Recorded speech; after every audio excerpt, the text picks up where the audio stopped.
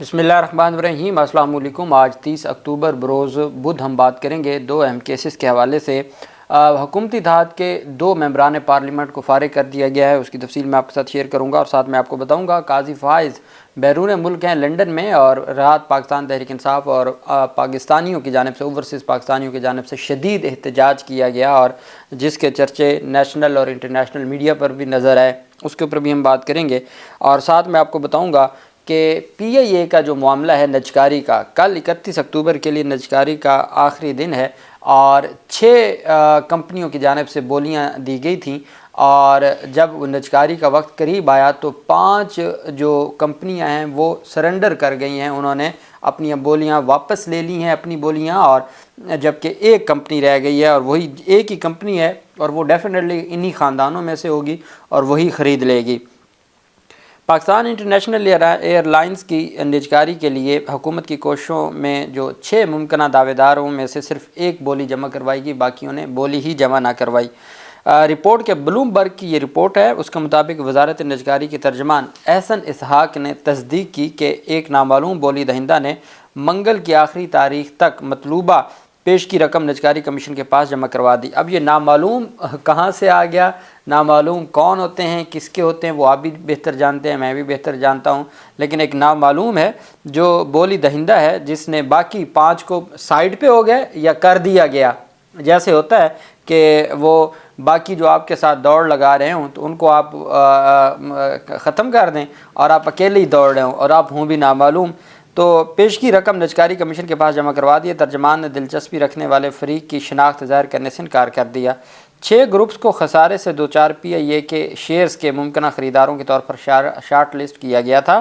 ان میں Air Blue Limited, Arif Habib Corporation Limited, Air Arabia, Y B Holdings Private, Pak Ethanol Private اور real estate company Blue Bird City شامل ہیں۔ In short list ناموں کے باوجود صرف ایک ادارے نے اپنی جو بولی ہے وہ جمع کروائی ہے۔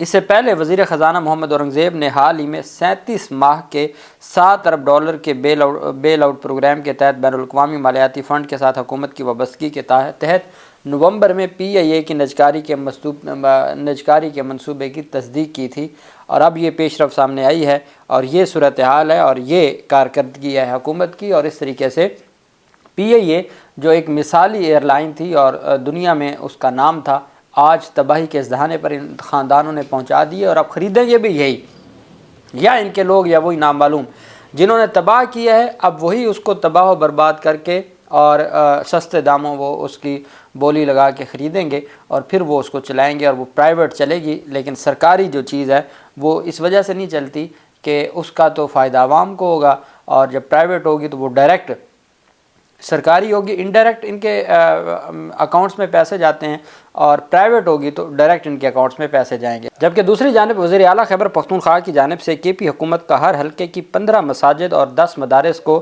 سولرائز کرنے کا اعلان سامنے آیا ہے۔ ایک بات آپ کو ماننی پڑے گی کہ خیبر پختونخوا حکومت جو اقدامات کر رہی ہے وہ بڑے مثالی ہیں، اور وہ بتاتے کم ہیں اور کرتے زیادہ ہیں۔ دوسری طرف ہم دیکھتے ہیں کہ ٹک ٹاک زیادہ بنتی ہے، اور جو کارکردگی ہے وہ آپ اگر لاہور سے باہر نکلیں، سڑکوں کی حالت دیکھیں، تباہی ہوئی پڑی ہے، پورے کا پورا جو سسٹم ہے وہ کولیپس کر چکا ہے۔ خیبر پختونخوا حکومت نے صوبائی اسمبلی کے ہر حلقے میں ابتدائی طور پر 15 مساجد اور 10 مدارس کو سولرائز کرنے کا فیصلہ کیا ہے۔ وزیر اعلیٰ خیبر پختونخوا علی امین گنڈا پور سے متحدہ علماء بورڈ کے ممبران کی تعارفی ملاقات ہوئی، جس میں صوبائی وزیر اوقاف و مذہبی امور عدنان قادری کے علاوہ محکمہ اوقاف اور مذہبی امور کے دیگر حکام بھی موجود تھے۔ وزیر اعلیٰ کو متحدہ علماء بورڈ کے قیام کے اغراض و مقاصد اور کارکردگی پر بریفنگ دی گئی۔ شرکاء سے گفتگو میں وزیر اعلیٰ علی امین گنڈا پور نے کہا کہ تمام مکاتب فکر کے علماء پر مشتمل متحدہ علماء بورڈ کا قیام ایک احسن اقدام ہے۔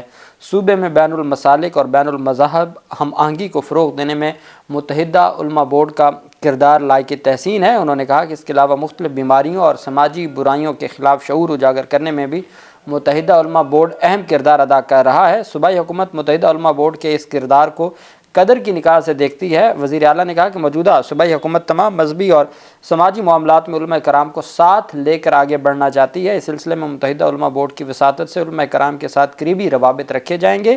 انہوں نے کہا کہ عمران خان نے ہمیشہ ریاست مدینہ کی بات کی، اور ایسی حکومت کا قیام علماء کرام کے تعاون اور مدد سے ہی ممکن ہے۔ ان کا کہنا تھا مدارس کی رجسٹریشن، ائمہ کرام کے اعزازیے، مساجد اور مدارس کی سولرائزیشن سمیت دیگر تمام معاملات میں علماء کرام سے بھرپور مشاورت کی جائے گی۔ موجودہ صوبائی حکومت مساجد کے ساتھ ساتھ مدارس کو بھی سولرائزیشن کرے گی۔ ابتدائی مرحلے میں انہوں نے اعلان کیا اور ساتھ انہوں نے علماء بورڈ کے ممبران کے لیے فی کس 1 لاکھ روپے اعزازیے کا سرکاری امام مسجد اور خطبہ کو اگلے گریڈوں میں ترقی دینے کا بھی اعلان کیا ہے۔ وزیر اعلیٰ نے فکسڈ پے پر اوقاف کی مساجد میں خدمات سر انجام دینے والے اماموں اور خطیبوں کو مستقل کرنے کے لیے پالیسی بنانے کی ہدایت کرتے ہوئے بتایا کہ زکوٰۃ کے نظام میں اصلاحات لا رہے ہیں۔ انہوں نے اپیل کی کہ زکوٰۃ کو اصل حقدار تک پہنچانے میں علماء کرام اپنا تعاون کریں۔ ایک بات آپ کو نظر آئے گی، ہمارا چونکہ ہم ایک اسلامی ملک ہیں اور سب سے بڑا جو طبقہ ہے وہ مذہبی طبقہ ہے، اور مذہبی طبقہ میں مساجد ہیں، ہر گلی محلہ میں 2 مساجد ہیں اور مدارس ہیں۔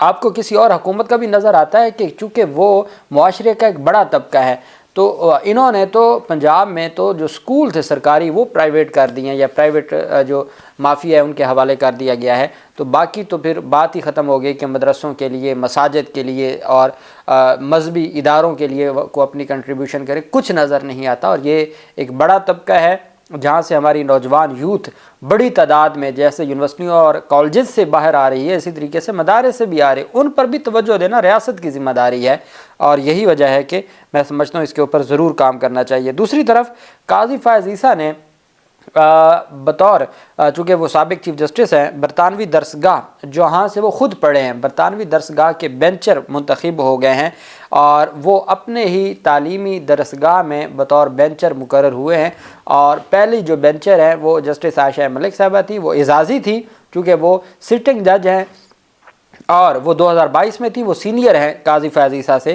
اور قاضی فائز عیسیٰ مستقل ہیں چونکہ اب وہ یہاں سے ان کی نوکری ختم ہو چکی ہے، تو یہاں وہ ریٹائرڈ تھے، تو 24 گھنٹوں میں ریٹائرمنٹ کے 24 گھنٹوں میں بیرون ملک چلے گئے۔ تو وہ لوگ جو ریٹائرمنٹ کے 24 گھنٹے بھی نہ گزاریں، پہلے ہی جائیدادیں باہر ہوں، پہلے ہی فیملی باہر سیٹل ہو، تو وہ ان کو کیا لینا دینا بنیادی انسانی حقوق سے؟ ان کا کیا جو پاکستان کے حالات ہیں لوگوں کے، ابھی جو کل حاجی امتیاز کی جو بھابھی ہے اس نے پی ٹی آئی کی قیادت کے ساتھ بیٹھ کے جو پریس کانفرنس کی ہے، خوفناک ہے۔ لیکن ایسے لوگ کیوں ایسی ٹینشن لیں گے، کیوں بنیادی انسانی حقوق کا خیال رکھیں گے، جن کی اپنی فیملیاں باہر ہیں، جنہوں نے ریٹائرمنٹ کے اگلے دن ہی باہر چلے جانے، ان کا اس ملک میں کچھ نہیں ہے۔ ان کا جب وہ اپنی منصب پر بیٹھے ہوں تو وہ قائد اعظم کے ساتھ بھی اپنی رشتہ داریاں بتائیں گے، سب کچھ کریں گے، جیسے ہی ریٹائرمنٹ ہوگی وہ باہر چلے جائیں گے۔ یہی باقی اداروں اور سیاستدانوں کا حال ہے، اور یہ ایک سلسلہ ہے جو جاری ہے، اور عوام کو بے وقوف بناتے ہیں اور پھر اپنی جو بیرون ملک ان کی ایک لائف ہے وہ انجوائے کرنے چلے جاتے ہیں۔ برطانیہ کی قانونی درسگاہ مڈل ٹیمپل میں سابق چیف جسٹس قاضی فائز عیسیٰ کے اعزاز میں تقریب منعقد ہوئی۔ باقی بھی تھے جو نئے اس سال کے ٹیمپل میں مقرر ہوئے ہیں بینچر، ان سب کی تھی۔ تاہم پاکستان تحریک انصاف کے کارکنان نے بڑی تعداد میں، اور جو اوورسیز پاکستانی انہوں نے بڑی تعداد میں احتجاج کیا، مڈل ٹیمپل کے باہر احتجاج کر رہے تھے۔ اس موقع پر ملکہ بخاری پاکستان تحریک انصاف کی سابق ایم این اے ہیں، زلفی بخاری، اظہر مشوانی اور دیگر مظاہرین سے خطاب بھی کیا۔ قاضی فائز عیسیٰ کے والد بھی اسی درسگاہ سے پڑھے ہوئے ہیں، قاضی فائز عیسیٰ خود بھی، اور ان کی بیٹی سحر قاضی بھی اسی ادارے سے قانون کی ڈگری مکمل کر رکھی ہے۔ یہاں جب بات ہوتی تھی تو کہا جاتا تھا امریکہ کے اور برطانیہ کے قانون کی بات نہ کریں، لیکن پورا خاندان وہیں سے پڑھا ہے، اور اب وہاں پہ مستقل بینچر بھی مقرر ہو گئے ہیں۔ اور پاکستان تحریک انصاف کی جانب سے جتنا احتجاج تھا، تو پھر آپ نے وہ ویڈیوز بھی دیکھی ہیں جو پاکستان تحریک انصاف نے اور اوورسیز پاکستانی سوشل میڈیا کے اوپر وائرل کر رہے ہیں کہ وہاں سے کس طریقے سے پھر گاڑی اور کس طریقے سے جو چہرے چھپانے کی کوشش کی گئی۔ خیر، دوسری طرف جو اہم پیش رفت سامنے آئی ہے وہ ہے 26ویں یعنی ترمیم میں دو جو لوگ تھے، ایک تو ٹوٹل تو آپ جانتے ہیں 11 پاکستان تحریک انصاف کے تھے اور 2 بی این پی کے تھے۔ اب بی این پی کی جانب سے یہ بڑا ایکشن لیا گیا ہے کہ جنہوں نے حکومتی اتحاد کے ساتھ مل کر اور حکومتی اتحاد کے حمایت میں 26ویں یعنی ترمیم کو ووٹ دیا تھا، ان دونوں کو جماعت سے فارغ کر دیا گیا ہے۔ سینیٹر نسیمہ احسان اور قاسم رونجھو کو پارٹی سے نکال دیا گیا ہے۔ بی این پی مینگل کے قائم مقام صدر ایڈوکیٹ ساجد ترین نے سابق وزراء آغا حسن بلوچ اور میر محمد ہاشم کے سمیت دیگر پارٹی رہنماؤں کے ہمراہ منگل کو نیشنل پریس کلب میں پریس کانفرنس کے دوران یہ اعلان کیا۔ قاسم روزو نے ایک ہفتہ قبل بی این پی کے سربراہ اختر مینگل کی ہدایت پر سینٹ کی رکنیت سے استعفیٰ دے دیا تھا۔ پھر انہوں نے پریس کانفرنس کر کے اپنے ساتھ اپنی آپ بیتی بھی بیان کی تھی۔ بعد میں پھر ایک ویڈیو پیغام آ گیا تھا کہ وہ اختر مینگل نے زبردستی کیا ہے، اور پھر اختر مینگل وغیرہ پہ دہشت گردی کا مقدمہ بھی ہوا۔ اختر مینگل کے ہمراہ انہوں نے کہا تھا کہ کچھ زور آور لوگ تھے، وہ کون تھے اور کہاں سے آئے تھے معلوم نہیں ہے، انہوں نے 6-7 دن مجھے مہمان بنائے رکھا۔ بلوچستان نیشنل پارٹی کے رہنما نے میڈیا کو بتایا کہ ان کی پارٹی نے 26ویں آئینی ترمیم کو سازش قرار دیا تھا، جس کے ذریعے عدلیہ کی آزادی پر سمجھوتا کیا گیا۔ انہوں نے دعویٰ کیا کہ پارٹی نے 26ویں آئینی ترمیم کا مسودہ مانگا تھا، لیکن حکومت نے ہم سے شیئر نہیں کیا، جس سے ان کی بدنیتی ظاہر ہوتی ہے۔ بی این پی مینگل نے کہا کہ اس طرح کی ترمیم عوام کو کیسے ریلیف دے سکتی ہے اور عدلیہ میں اصلاحات میں مدد کیسے دے سکتی ہے، جبکہ بلوچستان ہائی کورٹ میں فائلوں میں بند سینکڑوں مقدمات ابھی تک بھی زیر التوا ہیں۔ بی این پی مینگل رہنما نے پریس کانفرنس میں خطاب کرتے ہوئے کہا کہ یہ فیصلہ کیا گیا ہے کہ بی این پی کا کوئی بھی پارلیمنٹیرین 26ویں ترمیم کے حق میں ووٹ نہیں دے گا۔ جنہوں نے ووٹ دیا ہے ان کو غدار ڈکلیئر کرتے ہوئے ہم نے پارٹی سے کک آؤٹ کر دیا ہے۔ یہ ان کی جانب سے پریس کانفرنس کرتے ہوئے اعلان کیا گیا ہے۔ اللہ پاک پاکستان کا حامی و ناصر ہو۔ بہت شکریہ۔ اللہ حافظ۔ پاکستان زندہ باد۔